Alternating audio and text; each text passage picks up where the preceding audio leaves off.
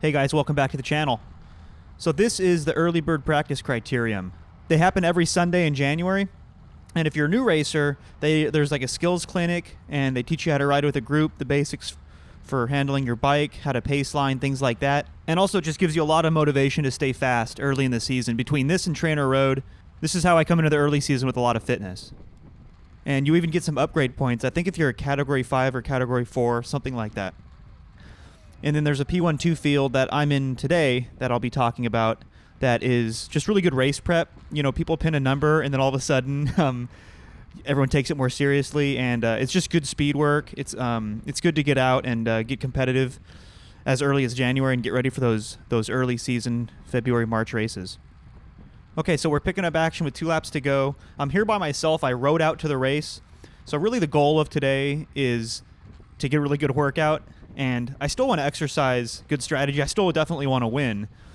But for the first 55 minutes or so of this race, Owen, the Cliff Bar guy up there, and myself, and a handful of other guys, Michael there in front of me, we were all taking really hard pulls on the front. And there was kind of this unspoken truce for like the first, like I said, you know, maybe 55 minutes of the race. We were all doing just a ton of work on the front.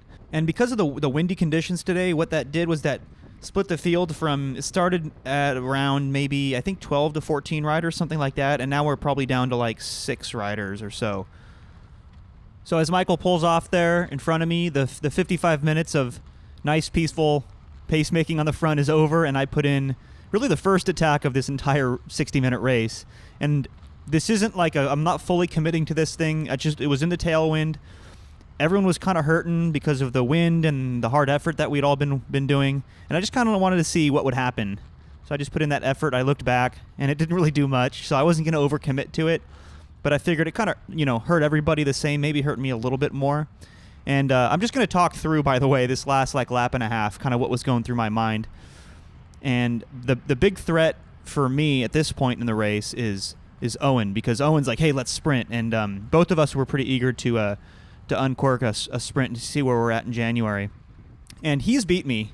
He beat me at the state champs last year pretty handily. Perfect. I'm jumping on that. And as we approach this corner, I get crowded on the left a little bit by Owen, and I just have to scrub a little bit of speed, probably thinking about the crash that happened the week before this. And now I'm just scrambling to catch back up.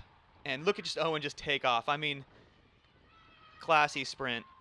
Well-deserved win. And I got him a couple of times too, so we've had a good back and forth, and I know when he's fit, he's really hard to beat in a sprint. He's Australian. They know how to sprint to begin with, and he's a track racer, so he's definitely got a ton of power and a ton of speed on the bike.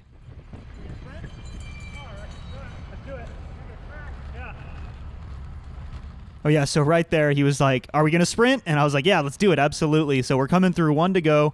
And that guy on the front, I wanted to specifically call out that junior on the front. At least I think he's a junior. It's the Bear Development Team. I think they're all juniors. Anyway, never raced with him before. I've never seen him in the P12 field. Looked like a young kid. Raced like he's been doing it for 15 years, though. He was really strong. There he is on the right in the Trek kit.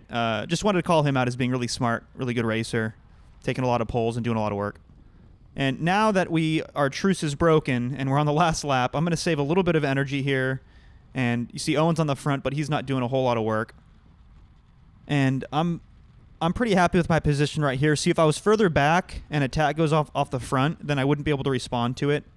Speaking of which, there's an attack going off the front right now. So I want to be in a spot where I could potentially respond to it if gaps start to open up. But in this case, I'm going to sit in the draft as long as possible. Like right there, I was kind of getting a half draft off of Macho Camacho's wheel. See, at this point in the race, you should be asking yourself, like, what's the ideal position? If you're too far back, you won't be able to respond to attacks that fly off the front, like this one that's going on the right. If you're too far towards the front, then you're going to be responsible for chasing said attacks, like what Owen's having to do right now. And you're also going to be forced to start the sprint probably earlier than you want if you're too far towards the front. So there is a sweet spot, and depending on your skill set, that might be second wheel if you're being let out, or if it's a really fast run-in, for example. Or that might be, you know, fourth or fifth wheel if you think that everyone's going to be looking at each other and you can probably get a good jump and come past the front rider with some speed. And now, because there's 2 riders between me and Owen, that's what I'm going to try to do. I'm going to try to come past Owen with some speed. And as they come into this corner and they swing way to the right, take a weird line, I'm just going to go really early and unload as much power as possible early on here and take a really good line through these last couple corners and then just put my head down. Even though it's a long sprint, I knew that they took a weird line, and if I invested a whole lot of energy early on, then I could hold a gap, and that means that nobody's benefiting from my draft. Unfortunately, the rear camera died. I'm not really sure what happened behind, but I'm fairly confident that that early jump, it opened a small gap, and all it takes is like 1 second of indecision, and there's just not enough time to close it down. So thanks for watching, guys, and I'll catch you at the next one.